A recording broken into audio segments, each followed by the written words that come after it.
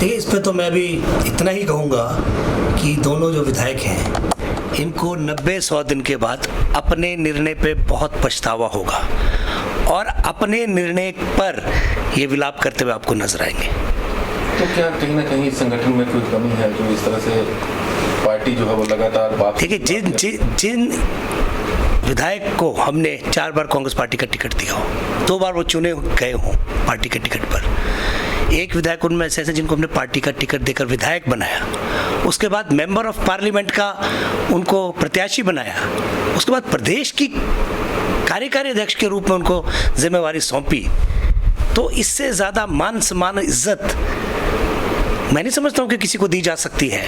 तो कांग्रेस पार्टी ने दोनों विधायकों को पूरा सम्मान दिया, परंतु इनके आ जाएगा कुछ वक्त में सामने कि इन्होंने किस डर से, किस लोभ से, किस सत्ता के लालच से या किन्हीं और कारणों से जो है पार्टी की पीठ में छुरा घोंपा है। तो मैं आपको बताना चाहता हूं कि हिमाचल प्रदेश में दल बदलुओं के सहारे पे सरकारें नहीं बनती। सरकार जो है हिमाचल प्रदेश की जनता बनाएगी और उन्होंने तय कर लिया है आवाम ने कि हिमाचल प्रदेश में कांग्रेस की सरकार बनेगी। इसीलिए मैं कह रहा हूं कि इन दोनों विधायकों को अपने निर्णय पर पश्चाताप होगा और ये विलाप करते हुए आप सबके सामने नजर आएंगे। भाजपा लगातार दावा कर रही है कि कांग्रेस के कई बड़े नेता उनके संपर्क में और आने वाले समय में जो है वो उनके दल में शामिल है। देखिए, भारतीय जनता पार्टी झूठ का पुलिंदा है और उनके तरकश में जितने बाण थे वो चला चुके हैं। अब बारी कांग्रेस पार्टी की है, बारी कांग्रेस पार्टी की है और बारी इनको सबक सिखाने की हिमाचल प्रदेश की जनता की है। और निश्चित तौर पर अन्य प्रदेशों में इन्होंने खिरोत फरोख्त की है, यहाँ भी ये करने का प्रयास कर रहे थे जिसमें बड़े पैमाने पे ये सफल नहीं हो पाए। वही लोग गए हैं जो अपना स्वार्थ या अपने किसी भय के कारण गए हैं। तो निश्चित रूप में जनता और जो आवाम है उनको सबक सिखाएगी।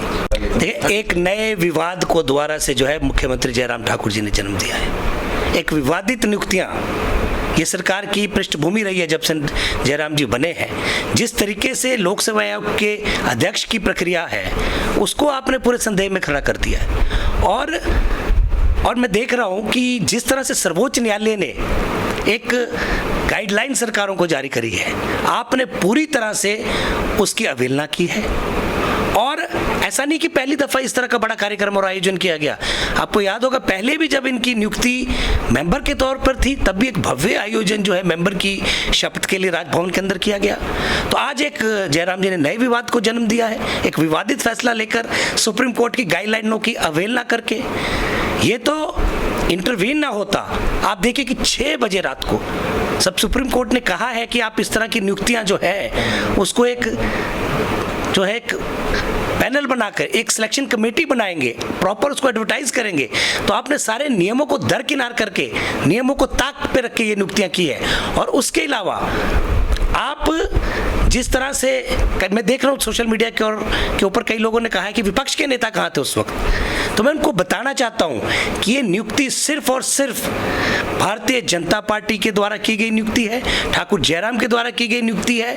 क्योंकि ये ऐसी कमेटी नहीं है इंफॉर्मेशन कमिश्नर की तरह या लोकायुक्त की नियुक्ति की तरह जिसमें कि लीडर ऑफ अपोजिशन भी मैंडेटरी है कि उनको उस बैठक में आना है और उनकी राय उसमें जानी जाती है। इस तरह की नियुक्ति नहीं है, ये केवल और केवल भारतीय जनता पार्टी और जयराम ठाकुर द्वारा की गई नियुक्ति है, जिसका हम इसकी आलोचना करते हैं। इसलिए करते हैं कि आप कायदे कानून को एक शख्स के लिए बार बार जो है ताक पर रख रहे हैं। हमसे जुड़े रहने के लिए हमारे YouTube चैनल को सब्सक्राइब करें और नई वीडियो की नोटिफिकेशन के लिए बेल आइकॉन को दबाएं। अगर आप ये वीडियो Facebook पर देख रहे हैं तो लाइक जरूर करें और ज्यादा से ज्यादा शेयर करें। इसी तरह के और भी अपडेट्स के लिए फॉलो करें हमारा Instagram पेज himachal.k street।